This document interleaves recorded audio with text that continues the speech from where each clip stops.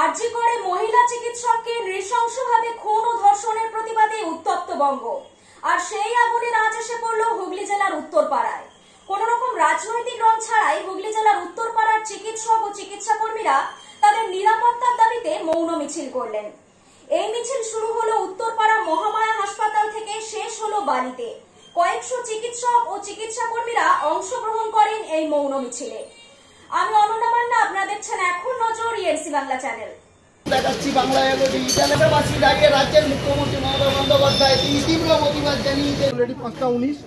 তো আমাদের যে এজেন্ডা সেটা হচ্ছে, আমরা প্রথম কথা এখানে কোনো দলীয় ব্যানার ইউজ করব না। বারবার সবাইকে রিকোয়েস্ট করছি, কোনো রকম দলের ব্যানার ইউজ করবেন না।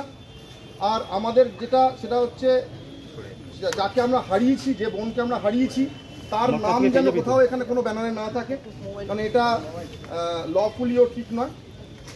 দু একটা ব্যানারে আমাদের চোখে পড়েছে তার ছবি, সেই ছবিও যেন না থাকে। ভিকটিমের ছবি, ভিকটিমের নাম যেন কোনো ব্যানারে না থাকে, সেটা বারবার রিপিটেডলি বলছি। 2 নম্বর, এটা আমাদের শান্তিপূর্ণ মৌন মিছিল হবে এবং শান্তিপূর্ণ মিছিল হবে।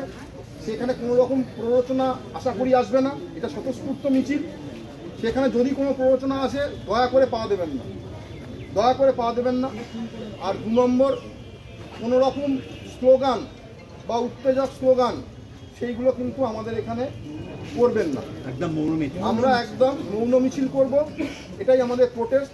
আমাদের একটাই দাবি, জাস্টিস, উই ওয়ান্ট জাস্টিস বলা হয়েছিল, এবং কখনোই এটা সুইসাইড হতে পারে না, এটা সুইসাইড কোনো মতেই নয়। তাই জন্যই আমাদের এই প্রতিবাদ। প্রশাসক, পুলিশ প্রশাসন, আমরা এই জন্য প্রতিবাদ করছি, দোষীর শাস্তি হোক, দোষীকে ধরা হোক, দোষীকে শাস্তি হোক। সেটা তো আমরা সকলেই জানি, পেপার পড়ছি, সকলেই জানি যে সুইসাইড বলে চালানোর চেষ্টা হয়েছে। তারপর প্রতিবাদের পরে আসল পোস্টমর্টেম রিপোর্ট দেওয়া হয়েছে। ধিক্কারজনক, ভাষা নেই, তাই আমাদের এই প্রতিবাদ। অবশ্যই আমিও আরজি করে স্টুডেন্ট, কোনোদিন এইরকম দেখিনি, ভাবতেই পারি না। আমরাও রাত 2টো 3টের সময় নেমে খেতে পেরেছি, সময় পেয়েছি 2টোর সময়।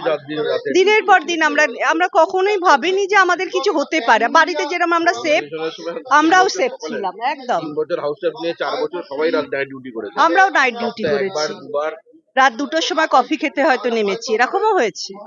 কখনো এরকম নিরাপত্তাহীনতায় ভুগিনি। ডাক্তারকে না, একদম কেউ নেই, এটা একদম ভুল তথ্য। একটাই কথা, এতক্ষণ তো তুই শুনলি, আমরা যে ব্যাপারে খুব ভয় পেয়েছি সেটা হচ্ছে ঘরের মধ্যে এরকম একটা ঘটনা।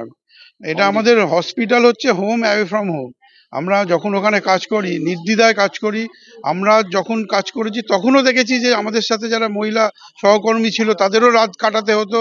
আমাদের সাথে যারা আমাদের বন্ধু হয়, তারা আমার কলিগ হয়, তাদের মধ্যে একজন এইভাবে খুন হয়ে যাওয়া এবং ঘরের মধ্যে খুন হয়ে যাওয়া, এরম একটা জায়গায়, এটা মেনে নেওয়া যাচ্ছে না, এটা কেউ মানতে পারবে না।